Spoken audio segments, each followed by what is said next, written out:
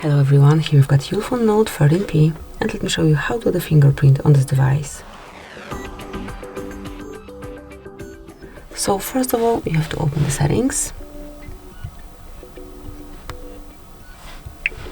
and then find and select biometric and password and go to fingerprint. Here provide your screen lock password and tap on add fingerprint. So all you have to do is to touch your fingerprint sensor with your finger. It's placed right here, so just keep tapping till your fingerprint is fully added. Here you can detect the progress.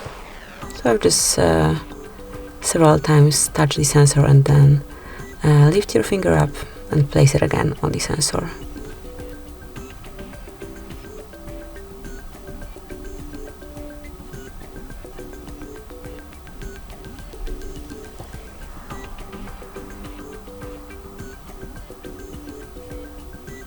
Yep, that's it. Tap on done then, and from now on you can unlock your device with this fingerprint only.